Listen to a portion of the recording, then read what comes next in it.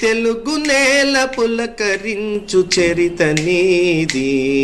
आज की कड़ी में हम समाज सुधारक और राष्ट्रवादी कंडुकुरी वीरेशलिंगम को याद कर रहे हैं। उनका जन्म 16 अप्रैल 1848 को आंध्र प्रदेश के राजामुंद्री में हुआ था। उन्हें तेलुगु पुनर्जागरण आंदोलन का जनक माना जाता है। वे दक्षिण भारत के आरंभिक समाज सुधारकों में शामिल थे, जिन्होंने महिला शिक्षा और विधवाओं के पुनर्विवाह को प्रोत्साहन दिया। वीरेशलिंगम 3 भाषाओं तेलुगु, संस्कृत और अंग्रेजी के विद्वान थे। उन्होंने राजशेखर चरित्रमू लिखा, जो तेलुगु भाषा में प्रथम उपन्यास माना जाता है। उन्होंने महिलाओं की मुक्ति के लिए व्यापक रूप से साहित्य रचना की।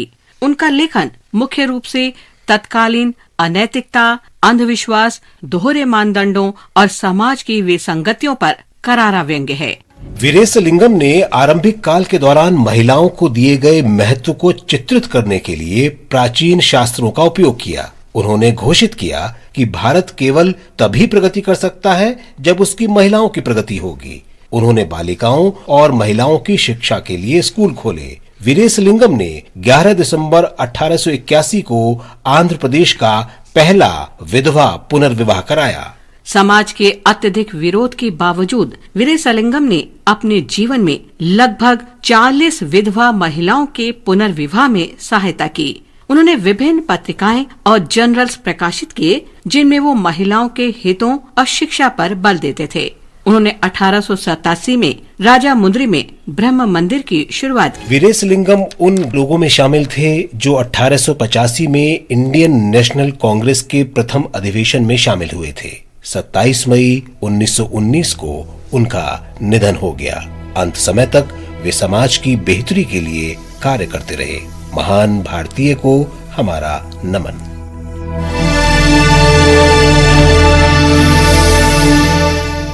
हम राष्ट्रवादी पेंटर नंदलाल बोस को भी श्रद्धांजलि अर्पित कर रहे हैं। उनका निधन 16 अप्रैल 1966 को हुआ था।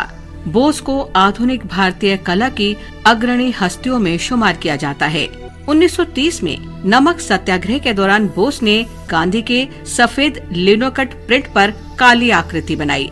वो प्रिंट अहिंसक आंदोलन के लिए जानी पहचानी छवि बन गया। उन्होंने भारत के संविधान में चित्रण का कार्य भी किया, जिसमें उन्होंने सदियों से पनपी भारतीय सभ्यता को चित्रात्मक रूप दिया।